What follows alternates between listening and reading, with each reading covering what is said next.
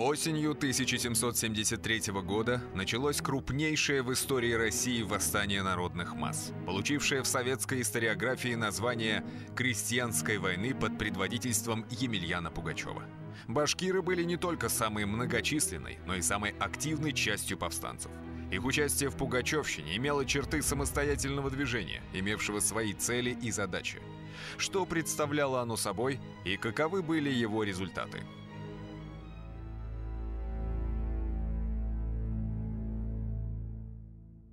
Сказать, что пугачевщина оставила глубокий след в истории Башкортостана, значит не сказать ничего. Она, если так можно выразиться, въелась в плоть и кровь нашего коллективного подсознания. Традиционные российские архетипы о добром царе, мстителях и народной воле нашли в пугачевщине яркие воплощения. Непосредственной причиной восстания стало самозванство донского казака Емельяна Пугачева, объявившего себя чудесно спасшимся царем Петром Федоровичем, который на самом деле был свергнут и убит своей женой Екатериной II. Самозванство Пугачева имело много значений и предназначалось для разных слоев населения с разной целью. Но сразу надо сказать, что ни башкиры, ни казаки, в общем-то, особенно образованная часть этих вот казаков и башкир, понимали и даже знали, что Пугачев самозванец. Сотник Балакатайской волости Упа Кобзанов на следствии показывал: зная, что Пугачев излейших разбойник, башкирские старшины повиновались ему, единственно льстясь лестным его обещанием, что он может возвратить в здешних местах заселившую землю, и что господ никого не будет, а всякий сделается самовластным. Что касается крестьянства, то в основной массе оно, конечно, было темным, и основная масса крестьян верила в то, что Пугачев действительно царь. И здесь дело не только в том, что крестьянство было темным, оно было наименее приближено к Пугачеву. Они видели Пугачева только издалека, в то время как башкиры и казаки – это были его ближайшие соратники. Секретарь Пугачевской военной коллегии Алексей Дубровский на допросе показывал: во всем возмущении и начатии дела состоят причиной яицкие казаки, которые, сообщась заедино, думаю, с башкирцами, хотели отменить учиненную якобы им обиду от бояр. Другое дело крестьяне. Они искренне верили, что перед ними настоящий царь. В этом-то и заключался замысел яицких казаков и Пугачева. Нужно было раскачать эту громадную крестьянскую массу, оседлать ее и верхом на ней въехать в ворота Кремля. Без нее восстание не приобрело бы своего всероссийского масштаба, а вылилось бы в банальный казачий бунт или чисто башкирское восстание. 2 октября 1773 года Пугачев во главе восставших казаков подошел к Оренбургу и отправил указ башкирским старшинам явиться к нему на службу. Уже на следующий день в его лагерь приходит Кинзя Арсланов с 1000 воинов. Здесь разыгрывается сцена, которая окончательно легитимизирует Пугачева в глазах башкир. А ты, Кинзя Арсланов, меня помнишь? Помнишь, как в Санкт-Петербурге на высочайшем смотру я тебе английское сукно подарил? Помнишь? Ась?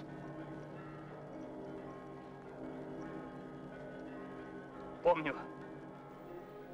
Потому как быстро Кинзя вошел в роль, было видно, что он не заблуждался относительно истинного происхождения Пугачева. Есть замечательная работа американской исследовательницы Натали Зимон Дэвис «Возвращение Мартина Гера», когда человек, который ушел из дома через 10-15 лет, возвращается, его принимают жена, дети, родственники за своего, хотя это был совершенно другой человек. Это вот показатель того, что в архаических традиционных обществах человека определяют не по портретным качествам, кстати, Средневековье вообще не знало портретного жанра искусства, а по тому, как он себя ведет. И для башкира поведение, например, того же Пугачева, который установил военную коллегию, давал жалобные грамоты, по сути восстанавливал вотчинные права башкир, было совершенно нормальным поведением монарха. Клятва верности, данная Кинзей Арслановым, сыграла роль инвеституры Пугачеву царской власти над Башкирией. Огромное значение имела сама личность Кинзи Арсланова, носившего звание абыза, знатока текста Корана. Кинзи Арсланов, старшина улуса Башман Кыпчак, жил в ауле Кинзи-Абыз нынешнего Куюргазинского района Республики Башкортостан. Повстанческий чин – главный полковник, командир башкирской конницы в главной армии Пугачева.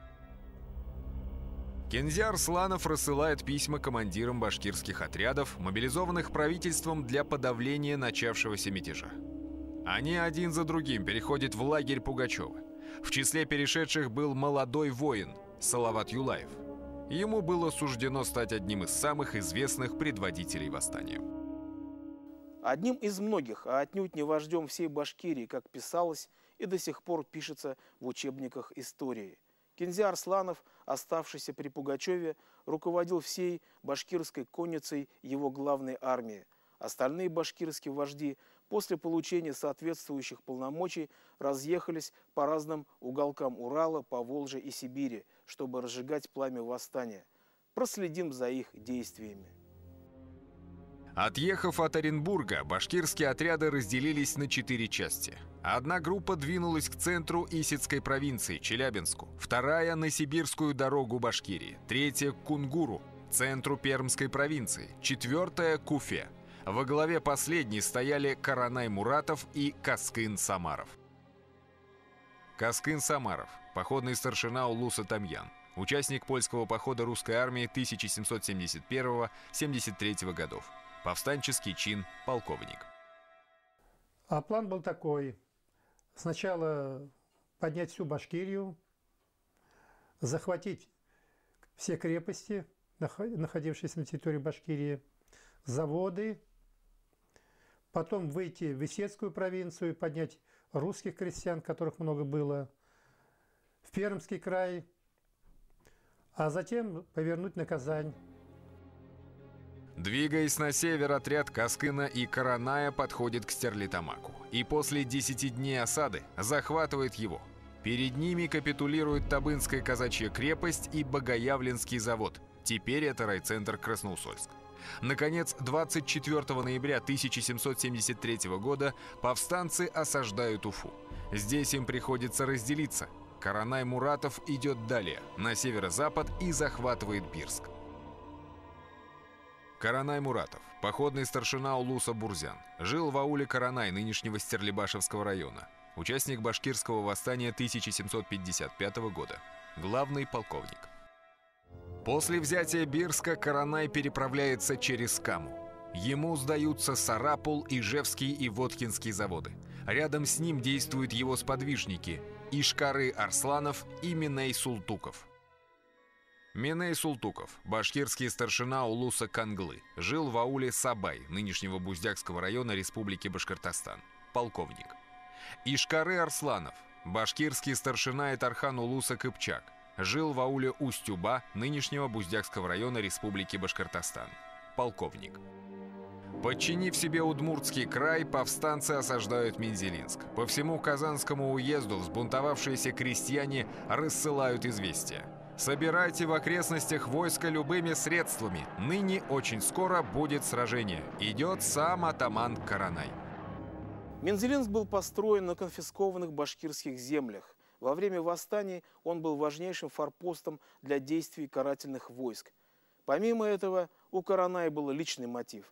В Мензелинске был казнен его предполагаемый дед, предводитель башкирского восстания 1704-1711 годов Алдар Исикеев, а также множество других вождей.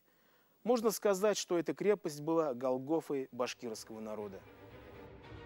После 3 безуспешных приступов состоялся генеральный штурм города. 26 декабря 1773 года 7000 каранаевцев при поддержке огня 14 пушек подступили к его стенам с 4 сторон. Взять Мензелинск было не так просто. Он со всех сторон был окружен водою. Крепостные стены окружали со всех сторон. На крепостных стенах стояли пушки. И вдоль по периметру стояли солдаты и вооруженные горожане. То есть не так-то просто, наверное, даже и в наше время. Но надо все-таки признать, что они были недалеко от успеха. Они ворвались в Панскую слободу, но все-таки их оттуда выбили. Неудачи под Мензелинском были компенсированы взятием таких важных населенных пунктов, как Мамадыш и Набережные Челны, крепостей Заинск, Бакалы, Нагайбак. Во всех его операциях участвовали местные башкиры, которыми руководили Тайхужа Мамыков и Нагайбак Асанов. Тайхужа Мамыков, башкирский старшина улуса Байляр, жил в ауле Ургуда, нынешнего Мензелинского района Республики Татарстан. Полковник. Нагайбак Хасанов, башкирский старшина улуса Юрми, жил в ауле Чалпы, нынешнего Азнакаевского района Татарстана. Полковник. Не менее бурные события происходили в Пермском крае. В ноябре 1773 года туда из ставки Пугачева прибыл Абдей Абдулов и разжег пламя восстания среди своих соплеменников, башкир Гайнинской волости. Абдей Абдулов, башкирский мулла улуса Гайна из аула Гайниямак, нынешнего Альшеевского района Республики Башкортостан. Повстанческий полковник. Башкирские старшины Абдей Абдулов, Адигут Тимясов, Батыркай Иткинин, Сайфулла Сайдашев и другие, которые уже получили звание полковника, то есть из этого можно заключить, что они уже были в Оренбурге у Пугачева, подняли тулвинских башкир и повели наступление в сторону Кунгура и заводов. Там были десятки заводов, которые были построены на башкирских землях. Гайнинские башкиры собрали отряды и приступили к активным действиям. 22 декабря 1773 года они захватили важнейший стратегический пункт – крепость Оса. Руководил операцией Батыркай Иткинин и Адигут Тимясов. Батыркай Иткинин – башкир улуса Гайна из аула Усть-Тунтор, нынешнего Пермского края. Полковник. Адигут Тимясов – башкирский мулла улуса Гайна из аула Удик, Елпачиха, нынешнего Пермского края. Полковник. 2 января 1774 года Батыркай Иткинин осадил Кунгур и грозно вопрошал отцов города: «С честью ли меня, полководца, с военными изволите встретить, или с суровостью противиться будете?» Он не знал, что обращается в пустоту, ибо воевода Никита Миллер со всеми членами провинциальной канцелярии уже давно бежал из города, как бежали из веренных им крепостей десятки других, например, воевода Стерлитамака, Бирска, Мензелинска. Толпы бегущих дворян наводнили Казань и Москву, сея там страшную панику. 19 января 1774 года к Кунгуру подходит Салават Юлаев, незадолго до этого захвативший казачью крепость Красноуфимск. Он берет на себя командование и вместе с казаками под командованием Ивана Кузнецова трижды предпринимает штурм города, но безуспешно. Зато более успешными оказываются повстанцы Исетской провинции. Еще в конце 1773 года правительственные агенты сообщали: собравшиеся барын-табынские башкирцы в Амангильдиной деревне говорили: они де поедут в провинциальный город Челябинск, и прежде он и разорят, то де место будет их. Конкретно территория Челябинска, например, это известно было по грамотам, по документам конца 17 века, принадлежала именно башкирам Барын-Табынской волости. И здесь никаких вопросов не возникало. Эти земли были изъяты в период восстания 1735-40-х годов, и как раз на этих землях возникло больше всего крепостей. Блокировав Верхояицкий генерала Деколонга, башкиры совершили ряд губительных для противника нападений на Карагайскую, Петропавловскую, Уйскую и Магнитную крепости. В этот момент сюда прибыл пугачевский эмиссар Иван Грязнов и возглавил все повстанческие силы, которые 1 февраля 1774 года захватили центр Исетской провинции, город Челябинск. Башкирами командовали Байгазы Хужамышев и Баязид Максудов. Байгазы Хужамышев, башкирский старшина улуса Айле, жил в деревне Байгазино, нынешнего Аргаяшского района Челябинской области. Баязид Максудов, башкирский старшина улуса Салжиут, Жил в деревне Баязитово нынешнего Кунашакского района Челябинской области. Это было пиком башкирского восстания в рамках Пугачевщины. Самой западной точкой гигантской амплитуды движения был Ставрополь на Волге, ныне это город Тольятти, во взятии которого участвовали башкиры, а самый восточный был Челябинск. На крайнем севере башкиры штурмовали Кунгур, а на юге – Оренбург. 1000 километров по широте и 1000 по долготе.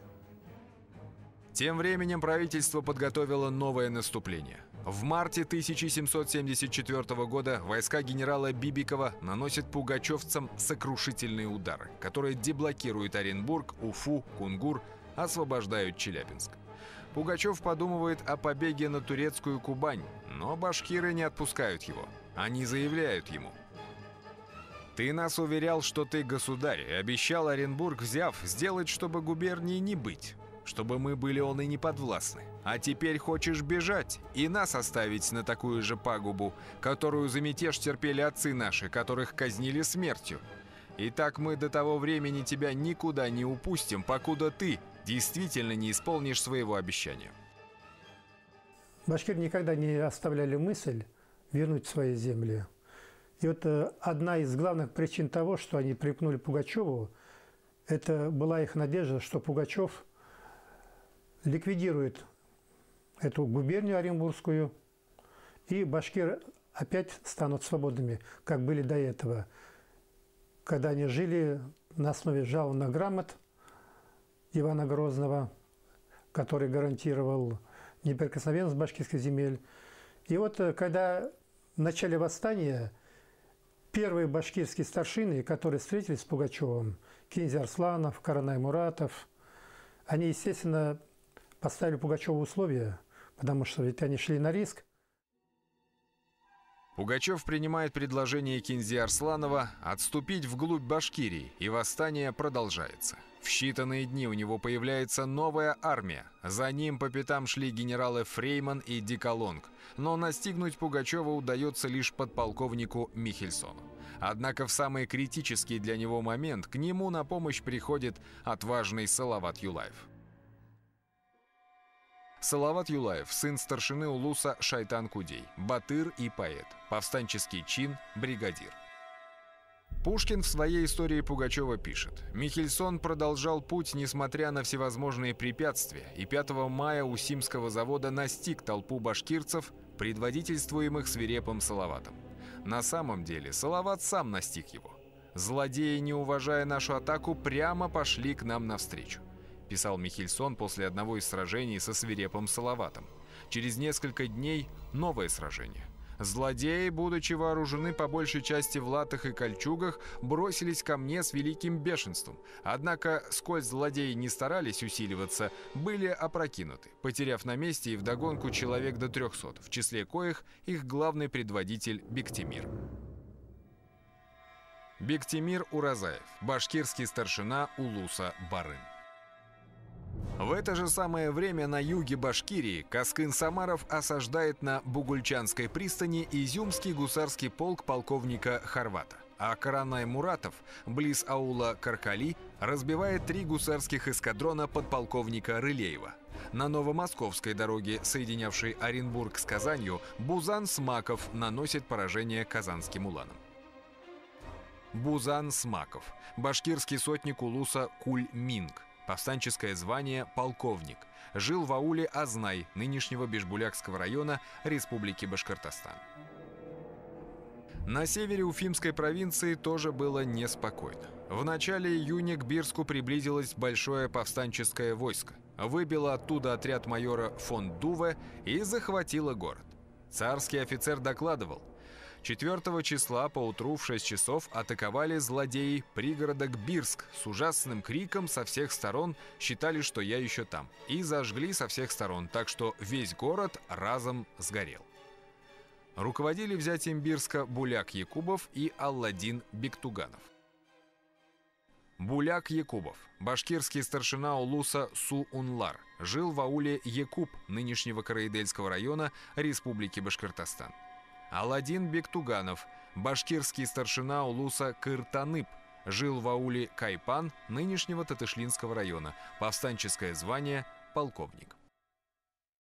Таким образом, все наличные силы правительства были заняты борьбой с отрядами повстанцев внутри Башкирии. Перипетии этой борьбы были, так сказать, фоном, в то время как в фокусе внимания властей был подполковник Михельсон, висевший на хвосте у Пугачева.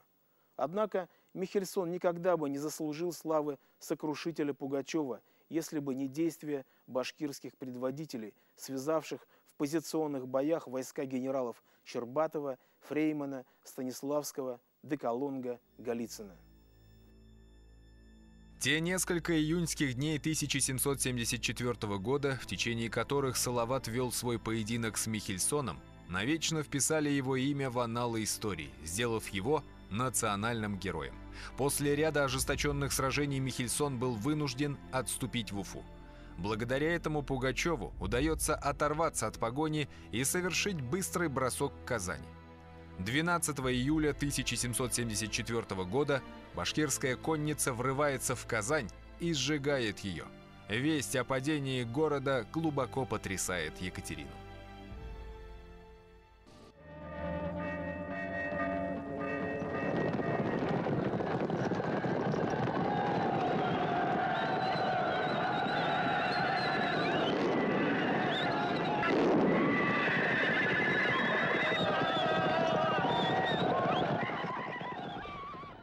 Участник тех боев Хамза Баязитов рассказывал, что у стен Казани башкирцы находились впереди пугачевской толпы, будучи чрезвычайно порублены. Ими командовали Юламан Кушаев и Ильчигул Иткулов. Юламан Кушаев, старшина улуса Кара-Табын. До войны имел стаж 25-летней пограничной службы, повстанческое звание генерал. Ильчигул Иткулов, старшина улуса Кушчи, жил в ауле Кызылбай нынешнего Мечетлинского района Республики Башкортостан, полковник. 15 сентября Пугачев был взят в плен, однако восстание в Башкирии продолжалось еще 2 месяца. Пушкин писал, что Пугачев бежал, но его бегство казалось нашествием. То есть вот когда Пугачев шел по территории России, крестьяне тут же поднимались, убивали своих помещиков, грабили имения, и после того, как Пугачев уходил, через несколько дней это, значит, бунт тут же утихал. Совсем другая картина была в Башкирии. Пугачев уже ушел, прошло несколько месяцев, его схватили, объявили по всей стране, что он схвачен, разослали манифесты. А в Башкирии восстание автономно продолжалось. То есть это еще раз показывает здесь, что башкирское движение имело свои цели, свои лозунги. Летом и осенью 1774 года разыгралась трагедия южноуральских заводов. Более 30 из них были уничтожены. По условиям тайного соглашения Пугачев оставил их на разорение башкирам, когда надобность в них отпала. Что касается заводских крестьян, то они стали разменной монетой большой игры, затеянной главарями восстания. На кону стояло участие башкирской конницы в восстании, и за это Пугачев был готов обещать что угодно. Его не волновало, что обещанные воле крестьянам, возвращение земли башкирам рано или поздно войдут в противоречие друг с другом, и развязка будет кровавой. Не видя конца восстанию, начальник секретной комиссии генерал Павел Потемкин обратился к башкирским командирам с предложением сложить оружие. Не гнусно ли для славного башкирского войска с разбойником и сущим злодеем Пугачевым иметь сообщение? А вскоре правительство разработало план легализации башкирских полевых командиров. Дело в том, что русское население края, разоренное восстанием, находилось на грани голодной смерти.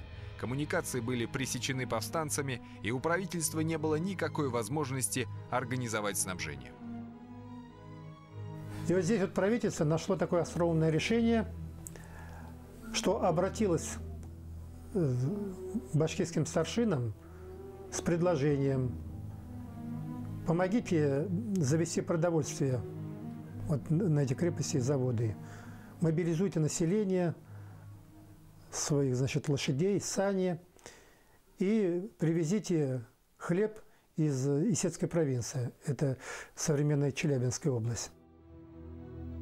По умолчанию предполагалось, что после этой услуги все башкирские предводители будут прощены, чего нельзя сказать о повстанцах других национальностей, которых ожидало максимально жестокое наказание. Терпимое отношение к восставшим башкирам было связано с необходимостью охраны юго-восточной границы. Башкиры рассматривались как замена регулярных войск на юго-восточной границе. То есть их значение вообще здесь было очень велико. Это, потому что это сказывалось на бюджете государства. Перебрасывать войска, например, с турецкой войны там, или с европейского театра действий, в это время подавляли восстание поляков, это было очень дорого. Из всех башкирских вождей наказан был только Салават Юлаев. Он до самого момента своей поимки категорически отвергал предложение Потемкина и лично Екатерины II прекратить сопротивление в обмен на гарантию прощения. Он избрал путь героя и мученика, почему и прославил свое имя в веках. Поголовное участие башкир в пугачевщине заставило правительство изменить свою политику по отношению к ним. Сенатским указом от 13 июля 1776 года было запрещено строительство на территории Башкирии новых заводов, так как именно массовый захват заводчиками башкирских земель стала главной причиной восстания. Екатерина подтвердила их неприкосновенность, и эти гарантии имели силу вплоть до Октябрьской революции.